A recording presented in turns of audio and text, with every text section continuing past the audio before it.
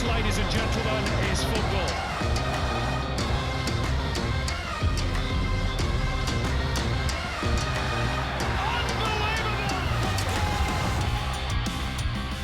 Hello and welcome to another episode of Total A-Leagues. I'm Vince Rugari, that's Tommy Oar. Another big weekend in the A-League, Tommy. The title race is insane. We're going to get into that in a second. The Saturday was a bit of movement at the top of the table, which is good to see. Got a massive Big Blue this weekend. We've got a huge game tonight, which we'll get stuck into as well. But Brisbane Roar won a game. Yep. Things you didn't see coming. And January, of course, we're in the middle of the transfer window, and there's a lot happening around that, which we'll get into as well. We'll start at the top of the table, Tommy. Yep. Adelaide United against Auckland SC tonight. Huge game. Yep. But Adelaide, man, the win against Melbourne Victory, everything about that I loved. Yeah. Like, I've said it, and it'll probably get boring, because I've said it before. And as a South Australian, I'll say it as many times as I can while getting away with it. But that's what the A-League should be for me. A great game, 3-2 against Melbourne Victory, in a stadium which is perfectly suited for that sort of crowd, packed to the rafters, and importantly, the whole team is basically full of South Australians, which makes everything feel better, more important, draws connections between the crowd and the team, and this and that. It's a club that's in just a great spot at the moment. It's true, and I think, to your point, I think that was probably the most entertaining game of the season so far. I thought the football from both teams was fantastic.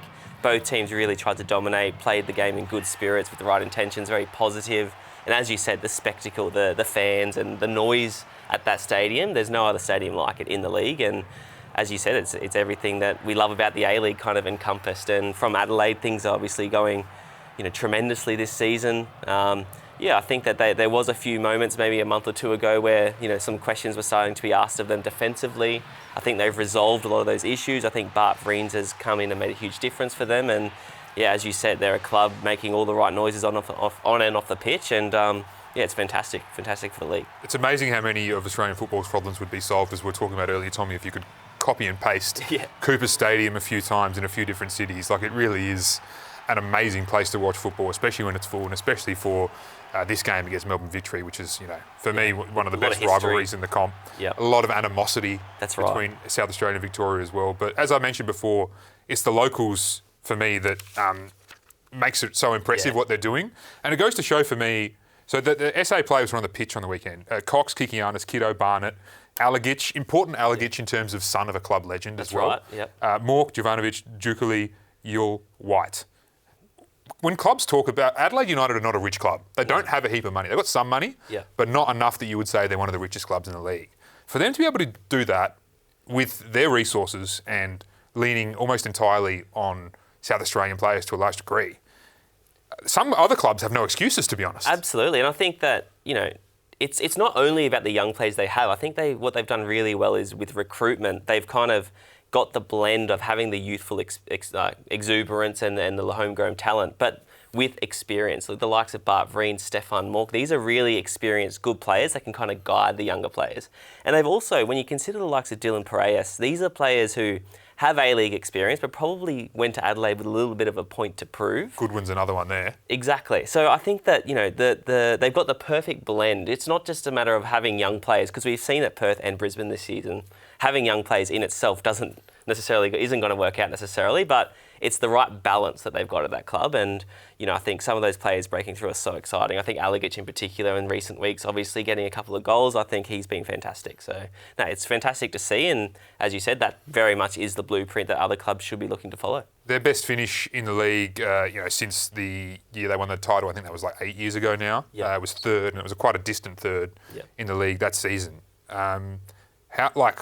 Obviously they're title contenders if they're top at this stage of the season, but how confident do you feel about their ability to ride through the bumps that will inevitably come? Yeah, well, I think that the thing is that's different this season. I think Adelaide over the last 5-6 years, when they're playing well, they've always been fantastic to watch, and they've always been in their good games, they're very good. But this season, the consistency's been the difference. I think that even the games where they maybe haven't played the free-flowing football, like against Macarthur maybe 2 or 3 weeks ago, they weren't playing as well as they did, on the weekend against Melbourne Victory, but they found a way to win the game. So it's also about those moments and finding a way to get results when things aren't going perfectly, because you're not going to play perfect football every week. So I think that's the thing that's different about Adelaide this season, is they've got a bit more resilience to them. Agree. Let's hear a little bit now from Adelaide United star Stefan Mork. What was so strong and special about that team back then, there was not like a real big superstar. I think everybody did their job. Maybe Bruce UTE's got something to say about that, but I think we're all doing our jobs. That's the same this year. You know, we all know what we're good at. We're doing that, and we all want to work hard defensively. And I think in the last 2 or 3 years with Central Coast winning, they've shown the blueprint. If you work hard, you're going to have a good chance of having success. Plus, obviously, that little bit of polish on the top. So we've got to keep going. It's only halfway through the season, but we're really excited of what we can still bring to our game. Always a lot of good, talented young players. Normally, they're born and bred in Adelaide. Archie, we've brought him in here, an adopted Adelaide boy now. But I think we give them chances early. Maybe the last 2 or 3 games at home, we slipped up late. But today you saw, a young keeper, Cox, comes in, he does his job. Kikianis was brilliant. And Archie, Luca, even Johnny Yule coming off the bench, and Ryan White. We're so happy with these boys, and we want to keep blooding young players because it's great for the league and great for this club. Just to reiterate the point on A-League, I grew up going to Adelaide United games and watching Richie A-League. He's one of the most dependable players I've ever seen, like such an underrated right back. And bloody hell, I feel old knowing that his son is like playing for Adelaide United. But that's what it's about, man. That's how these clubs have an identity, and it's totally. It's fantastic to see, and obviously we're starting to see with other players as well a bit of A-League history. Bernardo obviously now at MacArthur as well. It's a disappointing one for Adelaide not to have him, but it's great to see the kind of next generation of these players coming through. So tonight, Auckland FC. Where's your head at with this game? Like, how do these two teams match up against each other? Do you think? It's fascinating, this game, I think, because I think that Auckland had, for the first time before this game against Melbourne City on the weekend, where they were fantastic, but it was the first time they probably had a bit of adversity this season. There was a few question marks around them, but their performance in that game, I actually think that was their best performance so far this season. Because, they've had games where they've been really compact and difficult to break down and kind of look to counter-attack, but in this game, they were so good going forward. What a goal. Fantastic finish, that one. And, I think the thing that was different in this game was how much life there was in their attack and how much energy they played with. At home, they've obviously been formidable this season, but this game against Adelaide has all the makings to be not only a great game, but a very important one as to who might go on to win the league. Yeah. We'll see in terms of whether they bring that same energy in Adelaide because, and we'll talk about Sydney a little bit later, but they had a midweek game in New Zealand against Wellington, came back and looked nowhere near it on the weekend. There's a chance that could happen at Auckland. They're not used to this travel yet. They've had a pretty front-loaded fixture with a lot of games in New Zealand. Now comes the bit, where it's challenging a midweek in Adelaide. Not a good place to go when Adelaide have their tails up. And look, it's a Wednesday night, so they might not have the same sort of crowd as the Melbourne Victory game on a Saturday night, but not an easy place to go. No, and I think though, in contrast to that, I think the nature of this game will suit them because I think that Adelaide's going to have a lot of the ball. They're going to try and frustrate Adelaide and look to kind of suck a punch on the counter-attack. And we've seen so far this season, playing that kind of football suits them well. So I think that, both teams will fancy their chances going into this game, I think. Quick word now from Steve Corica, the Auckland FC coach.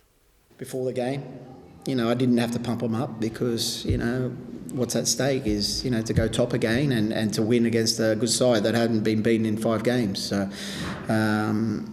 So, they responded to that. It was brilliant performance as well, which was pleasing to go full 90 minutes as well. I think that they worked extremely hard. Yeah, that was so important for us. They're at the top. They were at the top. We've overtaken them now, but it's a big week. Next game is the same. It's a massive game. Adelaide are doing it really well, playing some good football, and it's a great place to go in Adelaide. It's a great football stadium, and they'll have their supporters right behind them. So that's our next challenge. But obviously, the first challenge was this game, and we come through with flying colours, and to the next one now. So what Bimby was saying there, Saturday was insane in terms of Melbourne City started the day on top, then Auckland replaced them, and then Adelaide by the end of it. There's good seasons for title races, and it's a little bit different here because we've got the top 6 and everything, right? But there's some seasons, especially when Melbourne City were at their best, where they're just running away with it. No one can catch them, and it's a bit boring almost.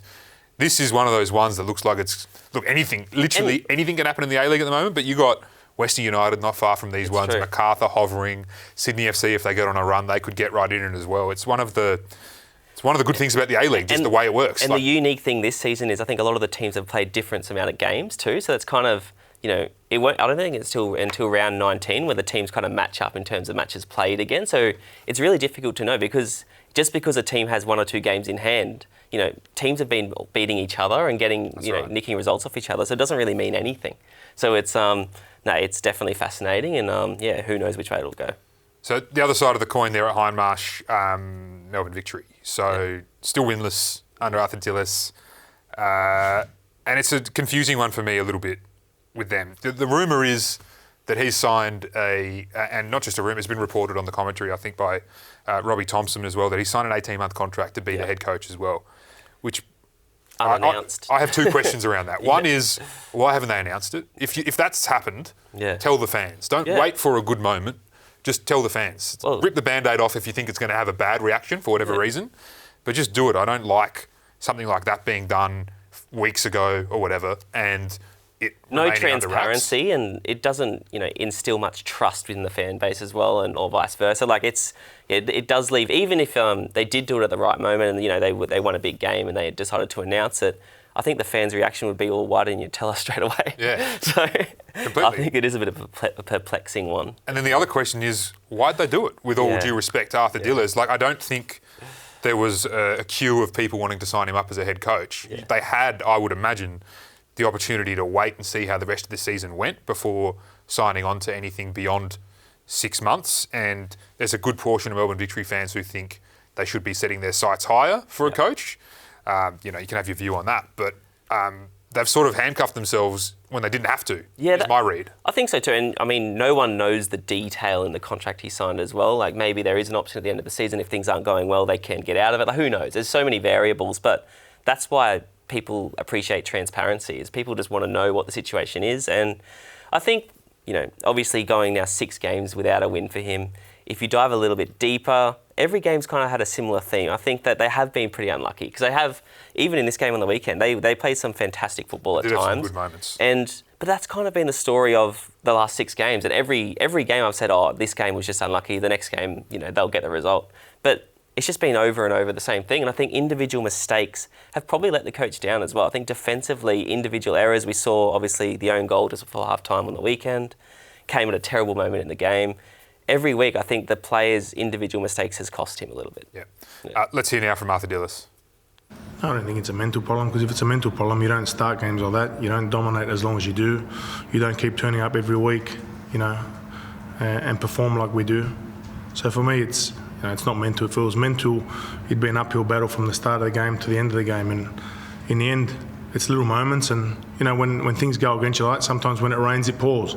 And some of the goals we've conceded, they've been disappointing. Absolutely, it happens, but we've got to deal with that, and we've got to keep bouncing back. And we've got the quality to do that, as you saw tonight, and we will. At the moment, we're down and out a little bit in terms of results, but not in terms of performance. Nor is there a lack of belief. You could see that if there was a lack of belief there, you'd come out in the second half in your shell, down against a big crowd, against a good team, and we come back, we turn it around, and then concede a sloppy goal in the end there to lose the game. So that's disappointing, but there's plenty of belief in this group, plenty of quality, and it's only a matter of time. I think that, watching Victory this season, I think a lot of the criticisms have been that they play very flashy football, but there's not really any substance to it. For all the kind of promising opportunities or attacks they have, there's no end product. And what's your thoughts on that? Yeah, we were talking about this earlier. They've got players who can turn it on, but also go cold pretty quickly. Yep. A lot of players who can show you a good flash pass, etc., but it's not consistent. And a lot of players who I think their work ethic is maybe not their strongest forte, And if you've got 3 or 4 of them in a team and they're not getting the end product in terms of attack, then you're going to be exposed defensively, and that's kind of what's happening, I think. You've got Machach and Arzani, who I categorise as 2 of those sort of mercurial players. Yep. You've got Piscopo, who we were talking about earlier in the season as a potential Socceroo. He was managed on the weekend, so maybe he's carrying something, I don't know, but the point is he hasn't really been at his best since then. No. Nishan Valupile had some injury problems as well. He's come back, but also not really at those levels as well. Yep. Those things pile up. Yeah, and Fornaroli too. We were all crying for him to start games, and he has had some good moments, but he hasn't really had the impact that we thought he would coming back into the starting lineup either. So it's I think there's a lot of questions for Victory to answer. Questions for their recruitment as well. I'm not sure they nailed the foreign signings with Virgos and Santos. Yep. So huge game this weekend against Sydney FC, a Big Blue. They don't get much bigger than this when both teams are struggling. Right. So much pressure for both teams. And I think that, both teams are in danger of losing out on the 6 at the moment. So for these two teams, who I think are probably the strongest two teams in the league on paper, if one of them didn't make the 6, that would be an absolute disaster. So, I mean, there's so much riding on this game, but it should be a really good one. I started seeing Tale out for the first time, sort of in actual serious numbers from Sydney FC fans after their, I gotta be honest, honking 4-3 result at home to Brisbane. You can't, if you're this team with this squad, with these resources, we all talked about how they should be sweeping the league basically at the start of the season. You can't lose to... That was by far their worst performance of the season, yeah, I think. And I agree. I mean, it wasn't only that they lost, we've seen, teams or Sydney FC lose games where they've peppered the other team and, it just hasn't been their day, it hasn't gone in and they get sucker punched at the other end. That's a different story. Brisbane Roar played them off the park for most of this game. And, this has been a theme for Sydney FC in over the last few months, where it's the last 10 minutes of games where they kind of have this huge surge and score 2 or 3 goals and play with a lot more urgency.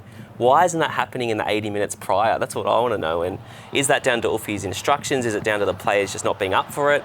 I just feel like it's all a little bit casual and they all kind of are just waiting for Joe Lolly to do something, or it just feels like they're going through the motions. They're not a team playing with urgency and they need to snap out of that quickly if they're going to turn things around. Yeah, I think they've got some tired bodies, obviously from the trip to Wellington during the week, but I mean, there's a deep enough squad there, I think, to account for it. I think if they can't rotate, then no team in the A-League can. I think they've probably got one of the strongest squads in the league. And, as you just said, they've got probably 16, 17 A-League starting quality players. So, I mean, if he decided not to rotate, then he put a lot of faith in those players to be able to back up, and they didn't produce. Another question on recruitment as well for them.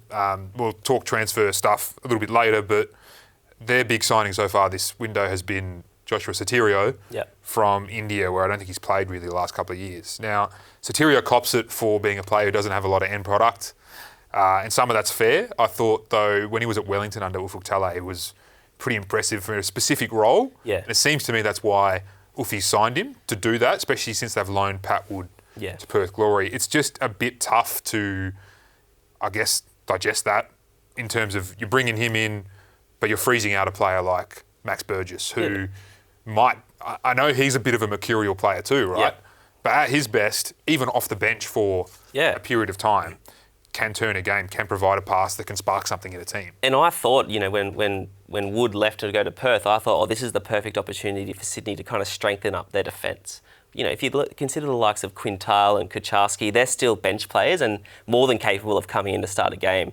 I don't think they needed to sign another attacker. I think that would have been a good moment to get more numbers defensively, because Ryan Grant playing centre back, he's an experienced player. He can do a job there. But you're also losing a lot of his ability on the right back position then. So I think that was a mistake. But having said that, Josh Sotirio is a fantastic player. I think he has X factor because of his speed, and it's a point of difference. But if you look at their squad, I just don't think it was what they needed. Yeah, especially since I agree with everything you say there, including the stuff around defensive recruitments. We'll get onto that a little bit later. They're about to lose one. But for now, let's just listen to what Uffy had to say after the game. From the get-go, I thought we were very lethargic and very slow. We didn't start the game well, and I think they continued on through the game, probably until the last 15, 20 minutes when we were really chasing the game 4-1. The boys, at least, they kept going, which is a positive. But I thought, overall, from start to finish, I thought we weren't at the races today. We try to do everything to refresh them and get them to go again. But when you play so many consecutive games, there's no training in between. So the load really comes from the game. But I think, seeing from start to finish that it did definitely have an effect. Yeah, it's interesting. I think that, talking about training and loads, I think that, energy has been the issue in their games. They're just a team that's kind of, like we just touched on, going through the motions and they're not really playing with the urgency. But do you think they thought it's Brisbane, we'll roll them over? Yeah, and I don't know. Joe Lolly didn't have his best game on the weekend, but at the same time, it's not until he kind of gets the ball that you think anything's going to happen. And with the amount of individual talent they have in their team, I find it a little bit perplexing that players aren't, skipping past a player or playing some better through balls. I mean, it's all a little bit flat at the moment. And it's disappointing when I remember from the start of the season, and maybe some of their ACL2 games were a poor guide given the level of the opposition. Yeah. But when they were good earlier this season, they're bloody good. I think that on their day. We've said the best in the league sometimes. I think they are, but it's not about being the best on your day. It's about being the best every week. Yeah. So that's what wins you championships. So they've got some huge questions. Away Big Blue as well. It's going to be an intense atmosphere down in Melbourne. What's an acceptable finish for Sydney FC this season? Well, before the season, I think that, and even last week on the show, I said that I still thought they could go on to win the league, but I mean, on the weekend, that made that prediction look pretty foolish, to be honest. So, I mean, if they didn't get into the six, that would be catastrophic. I mean, they have to, and Melbourne Victory, they both have to find a way to get into the six. And we've seen historically, when Kevin Muscat won the league or won the grand final from fourth, once you get into the six, anything can happen. So, I think that for them, they just need to put all their energy into making sure they get into the six. And on their day, no one will want to play against them in the finals. Quick word on Brisbane. First win in 288 days. It's been a long time coming. Yeah. Does this change much for you, though, in terms of how we think about Brisbane and the way they are this season? I thought it was actually probably their best. Well, it was their best performance by far for the first 70 minutes. I thought that the first 70 minutes, the attacking football they played was fantastic. Ben Halloran had his best game of the season. It was a very positive performance, which is not something that we've seen in recent weeks from Brisbane. They've been very defensive in the last few months and kind of looked to counter-attack, if you could even call it that. But this game, they had a lot more attacking players on, and I think they just thought, well, there's nothing to lose. We can't be worse than we have been. And it was actually quite refreshing, I thought, for 70 minutes. We saw a team that was lacking in confidence to try and see out the game, and they were probably a little bit fortuitous to get the win in the end. But at the same time, good performance. Doesn't really change anything in the big picture, I think. But at the same time, I'm sure Brisbane fans are happy to have that off their chest. Yep. And I'm sure Ruben Zakovic is happy with it as well. Let's hear what he had to say after the game. Look, I'm happy for those fellas behind me. Like I've been saying, we've had some really good performances this year. The football people know it. The ones that I speak to and the opinions that I listen to know it. We've been pretty unlucky in a few moments. But tonight we got what we deserved with a really good performance. We work on a lot of intricate things in our model that probably get overlooked because of the losses. But the football people know it, and I'm really proud that we got our awards tonight.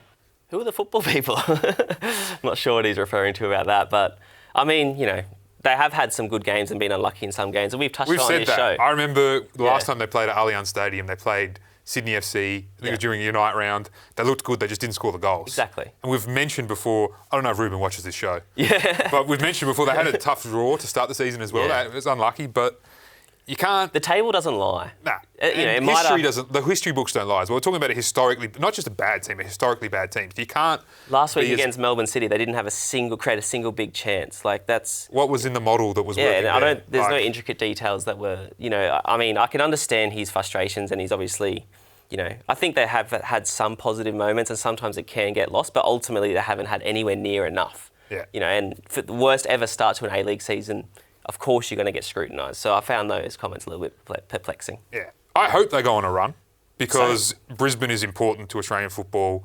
It's not good to see a club suffering like that, especially with the way some of the fans are feeling as well. And Zakovic, say what you want about him, but he's a pretty confident manager who has a clear idea of what he wants to do. Yeah. Hasn't clearly translated onto the pitch so far consistently. Yeah. But I like someone who backs themselves. Yeah. I just think teams need to win more games to be able to justify... That's it. And it was, that game does give them a kind of platform now. They can take a lot of belief out of that game. They have so many good attacking players. They are capable of beating anyone on their day. They need to make sure. I think the young players, particularly at the back, they should take a lot of confidence from the fact that they were able to win a game now. And, that they're capable of winning more, but I think there's still a lot of pressure on Ruben Zakovic. Make no mistake. Yeah. The team in your neck of the woods, Tommy, your hood, Central Coast Mariners, had a good win as well last week. 3-1 at Western Sydney Wanderers. I don't know about them this season as well. I mean, they're lacking troops. I think they're lacking quality, but every now and then they can show something that suggests that there's a little bit of a flicker from the team that won the title. And it's a little bit similar to the Wanderers. They're a team where they're on their day they're very good, but they're not consistent at all. And I mean, this was a fantastic finish from Qual, and I think that has been an area where they probably have been let down this season. Is going in attack. They haven't really scored the goals, but going ahead in this game. And obviously with the likes of Trent Sainsbury now in their squad, I think they're probably a bit more resilient defensively than they were at the start of the season. So, I mean, there is enough for them to work towards if they can go on a run, they can make it into the six. But I still think that's going to be quite hard for them with their current squad. Yeah, I think they need some more troops. I've been saying about Garang Qual for a long time that they should get him on loan for the next 6 months. He's returned to action with Newcastle United's under-21s. I think he scored a goal as well, which is good to see him back and playing as well. But the Mariners need to get some work done, I think, in the window. Absolutely. The issue is, I think there's a bit of turnover off the field happening there as well, and just a little bit of question marks. Yeah, around the ownership and all that sort of stuff. And are they on solid ground? Hopefully they are, because we saw last season what they can do, and also what sort of level of passion they can unlock from the fans in Gosford. I mean, one of the grand final last season was one of the most special sporting events I've been to, and Mark Jackson there, at the heart of everything they're doing, is a great young coach, but probably just needs a little bit more help. I think so, and playing stock. He's also touched on that himself in against the game against. After the game against Sydney FC last week as well, he was pretty outspoken about that. But I think getting a win in this game, a huge game for them, it can only strengthen his kind of case to get strengthened in January, I think. So. Quick word on the Wanderers. I never went to Pertek Stadium back in the day before they knocked it down and built what we now know as Combank Stadium, but it looked unreal on TV. You played there. Yeah. It's not there. That vibe is not there, and I don't think it really has been. It hasn't been since they moved, really. Well, let's be honest. It's basically 10 years since then, and they've been pretty bad for the whole time. They have. Progressively, fans drop off if your team is unsuccessful for so long. And it feels like, even if you look at Wanderers in the last month, I feel like that's kind of been the perfect kind of snapshot of what it's been like the last 10 years, because it's one step forward and you think the Wanderers are back, and then it's 2 steps backwards. So, and that's exactly what's happened again. I think that the consistency is not there. You're absolutely right. It's not the same kind of hostile environment. Teams aren't scared to go to Combank. They were scared to go to Pertek.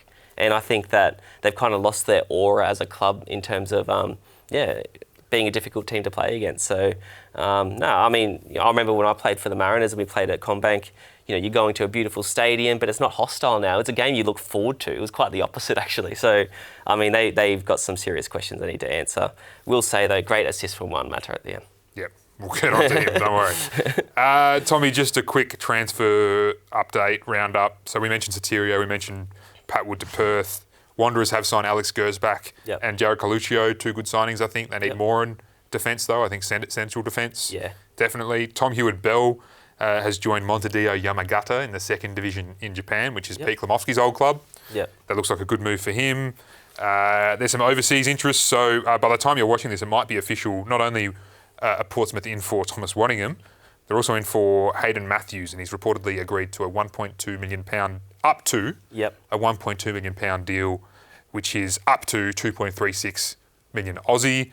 So I would imagine up to means there's some clauses in there in terms of number of games played, this and that might get them that. But I think vindicated Sydney FC for holding on to him because his value has gone up since he played for the Socceroos. The issue is they've got no central defenders anymore, man. That's right, and that even with him, we were saying defensively they look kind of frail and vulnerable and thin on numbers, and that's a huge loss for them. But I think it's a great move for all parties. That's a pretty good transfer sum if he can, get some of those clauses and get that number up to the 1.2. So that's great for all parties. But at the same time, in the short term, immediate term, Sydney FC need to find a replacement, I think.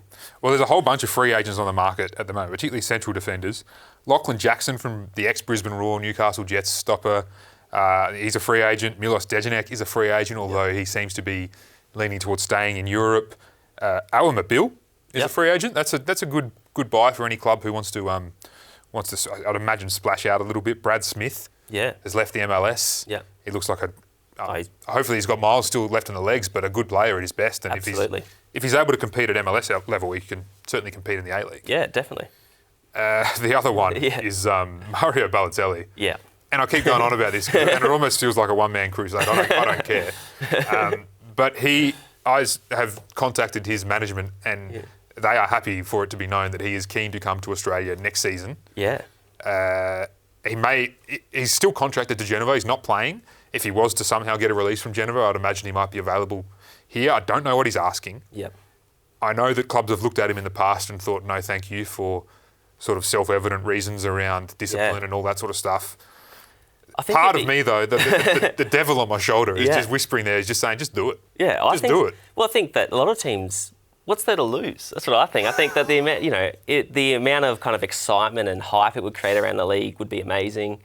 I still think he's a fantastic player. You know, he obviously comes with all the baggage, but we've seen other players, obviously lower profile, but players come to Australia and kind of re-kickstart their careers, and players with similar kinds of characters. It's different. You can't compare anyone to Mario Balotelli, especially in this space, because the dude threw darts at his old teammates and like lit fireworks in his bathroom and all that. That's different planet level stuff.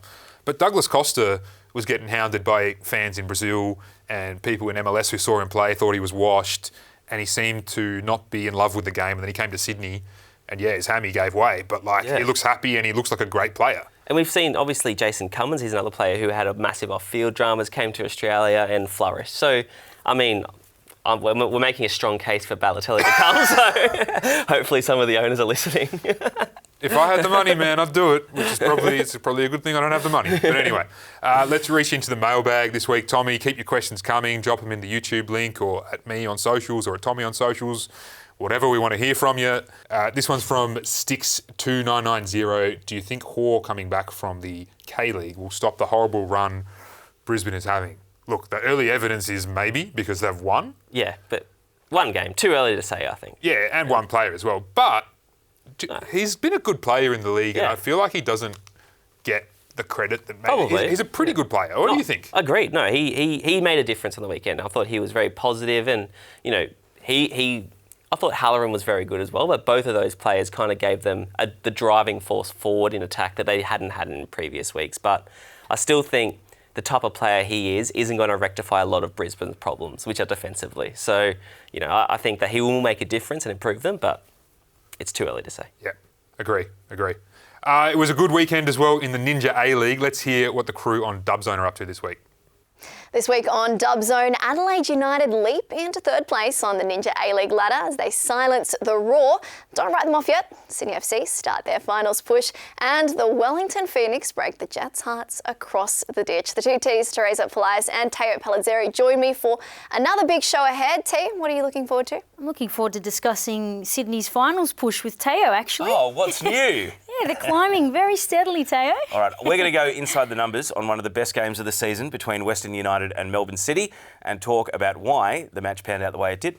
All right, well, that is all ahead on another edition of Dubzone on the A-League's YouTube channel and aleagues.com.au. Sounds great. Looking forward to it. Tommy, let's rip into extra time to finish off. We'll start with Noah Botic at Western United. Banger, by the way, on the weekend. Yep. We've heard a lot about him for a long time in terms of he might have copped the next Viduka at one stage. Yep. He's 23. He's starting to score regularly in the A-League. Yeah. Are we seeing him reach his ceiling or his potential? Well, I think that we saw what John Aloisi can do with Jamie McLaren when he worked with him. I think he's the perfect place for a young striker to be, is working with John Aloisi, and it looks like he's going from strength to strength, and 2 great goals, and he's loving his football at the moment, and it's great to see. You've got to be confident to be having a crack from that far out, right? Absolutely. I mean, I don't think he lacks confidence. You can see from his celebrations as well. No, but I mean, that's all good strikers need to have that kind of personality, and he's definitely got it. Yeah, agree. That's a strange one as well, but you know what? Whatever, bro. Whatever. Have Perth Glory turned a corner? They've been certainly better than what they were. Yeah, no, they have, I think. And I think they've, we touched on it before, but recruited quite well. Lockie Wales as well has come in. I think that, they have turned a corner, and even the games where they haven't won, their performances have been a lot better, and they've given their fans something to cheer about finally. They look more able to put in a defensive performance versus, a hot knife through butter in the opening part of the season, which is good to see. Juan Mata, did his assist on the weekend for the Wanderers show why he should be starting? I think yes. Yeah. I don't know why he wasn't, to be honest. I don't understand. Yeah, neither. I mean, we've touched on it a lot. Textbook Juan Mata, obviously fantastic delivery, absolute wand of a left foot. I mean, I can't see why you wouldn't want that in your starting lineup. I mean, we could talk about it more, but it's pretty cut and dry. As is this one. Is Cooper Stadium the best stadium in the A-League? You said it. It is. It's so good, man. Yeah, it is. If there's people who've never been, make a trip to Adelaide because... And you spoke about Pertek being a tough place to go. That's a tough place to go. I think that in the league, obviously Auckland's got they're just kind of merging as a tough place a difficult away trip, but I think that going to Coopers, as it stands, is the hardest away trip in the A-League. Question without notice, what's the next best?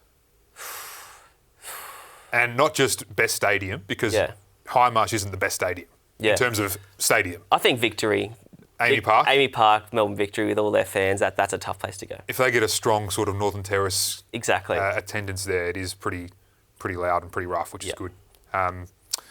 Very good. Well, thanks, Tommy.